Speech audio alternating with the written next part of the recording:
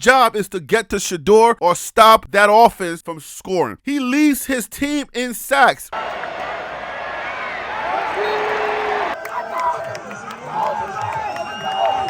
Bandwagon Buffs, man.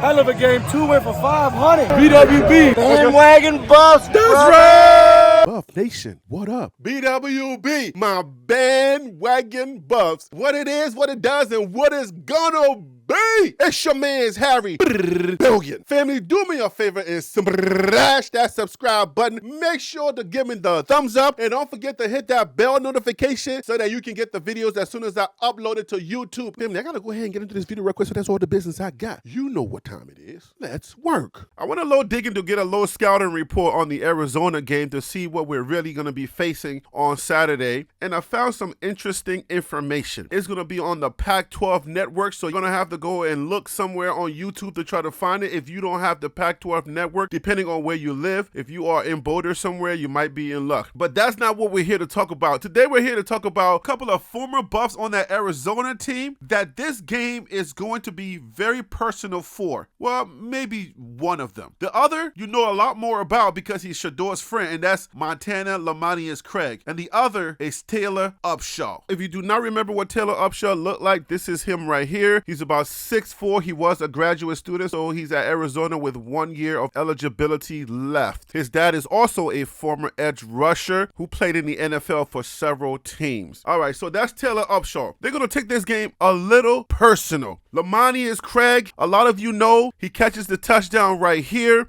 He is a wide receiver number 5.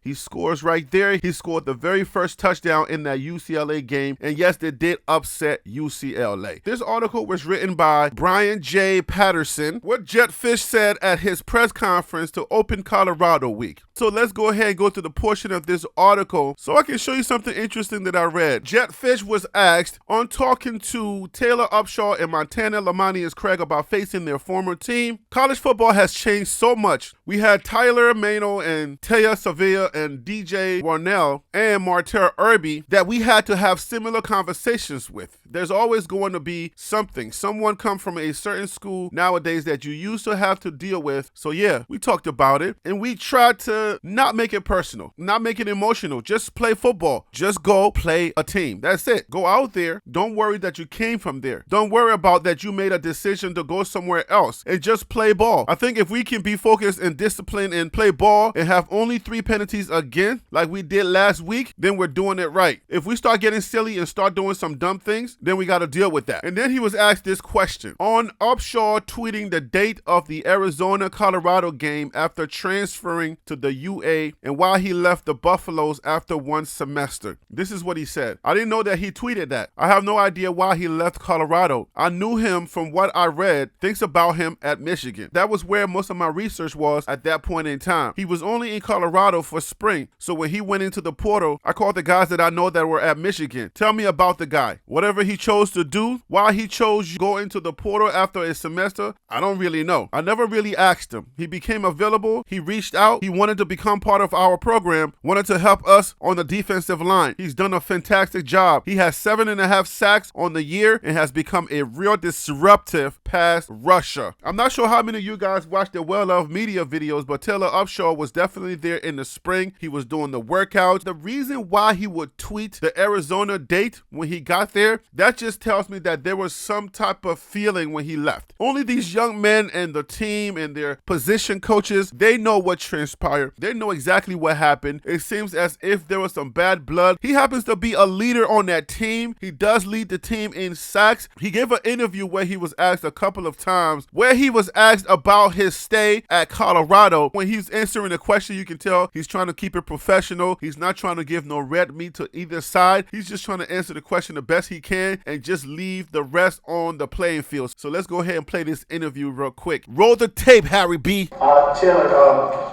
you lead the team in sacks, but I think you also have the most penalties on the defense, and a lot of them are kind of those after the whistle kind of ones. Is there a way to balance that with being aggressive but also trying to avoid making that mistake or getting called for it? Absolutely. It just comes down to me having to be smart. You know, playing with a lot of passion out there. You know, it gets chippy. It gets emotional. So for me, just playing smart is something I'm going to put emphasis on going forward during the season. One question for each. For Taylor, can you just sort of tell us the timeline of events for your offseason, going in the portal, going to Colorado, going in the portal again, how that all kind of went down? Yep, so after the season at Michigan, 2022 season, I decided into the portal, ended up choosing Colorado. Was at Colorado for the spring semester. Turns out probably wasn't the best fit for myself. Ended up in the portal again, and then finding a home in the Wildcats. Justin and Brian. Taylor, you talked about how Colorado wasn't the best fit, and then you came to Arizona. Why do you think U of A was the best fit the second time you're in the portal? I think U of A just, it schematically, coaching-wise, where I want to go, it set me up for the best place for those things. And I loved everything about it when I got here.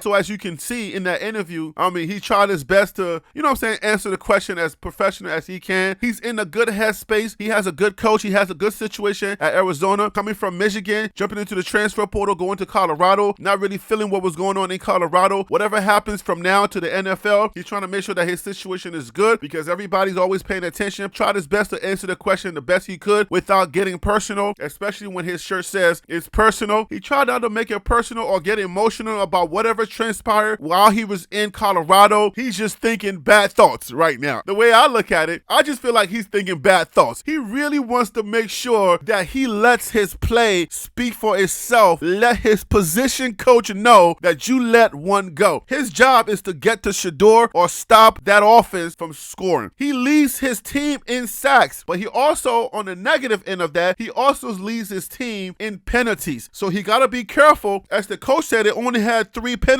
prior to this article. He's got his stuff in check. He's doing the right things, playing hard. So we got to look out for this guy when it comes to sacking Shedeur. He's been taking a lot of hits. I'm sure Taylor Upshaw is licking his chops because he knows how weak our offensive line is, and he's going to get an opportunity to take a lick on Shedeur. We know that MLC plays on the offense, so he has no opportunity to take a shot at Shedeur, and Shedeur is actually his guy. They are actually friends, but we don't know what it is about Taylor Upshaw while he's sent that tweet. If it's venomous, if he has bad intentions and he's feeling like I'm going to make my presence felt, then we got to make sure that Shedeur is protected because that guy, he has bad intention and he's coming to make sure that Colorado feels his presence. I don't know if a lot of you guys are counting. A lot of the players, the young men that left Colorado, a lot of them are doing some great things on other teams, especially ranked teams. You got Florida State, you got Arizona, who's ranked number 21 now after back-to-back upsets of multiple ranked teams. So we're going to be playing another ranked team. You got Purdue, all right? And these are not just former Buffs that are riding the bench. I keep telling y'all, the people that left could have been decent contributing players for the Buffs. I don't know how y'all look at things. Y'all look at things and just say, oh,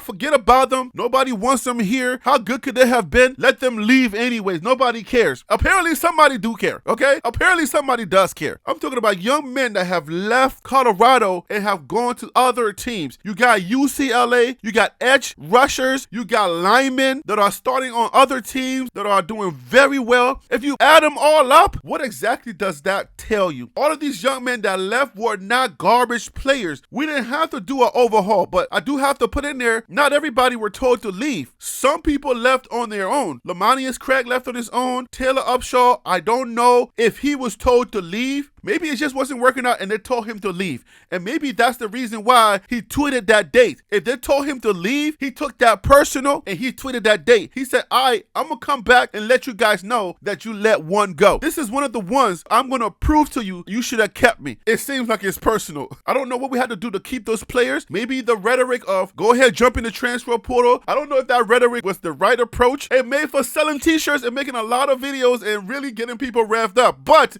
in hindsight, when you're thinking about all of the players that were here, the opportunities that we had to keep a lot of these linemen and some of these other players that are currently playing on these ranked teams, that rhetoric may have been just a little self-defeating. Hey, man, you got to live and die with whatever you say, and we are doing that. So if we were to ask Coach Prime, now that you see a lot of these young men who left, who jumped into that transfer portal at your command, right? Would you do it differently? Especially the ones that could have helped your son to stay upright and not to be hurt in key positions where we are currently lacking. Coach Prime, would you dial down on the rhetoric a little bit? Would you do it differently, Coach Prime? I can only imagine the answer, because what do we know about Coach Prime? He says he's old school and he doesn't change. He's not going to change. You're going to change. I'm not Coach Prime, but obviously if it was me, I would definitely dial down the rhetoric, because that rhetoric maybe have cost us a couple of players that could have been instrumental in the key positions that we are lacking currently. Okay, family, that is all the information that I have for this video. I hope you got a little something out of it, and if you did, please make sure to smash that subscribe button to help this channel grow. That's all I do here. I'm gonna have to leave it right there. You know who I am. I'm Harry B, and that right there was the Liberian Perspective. That's TLP Sports Club.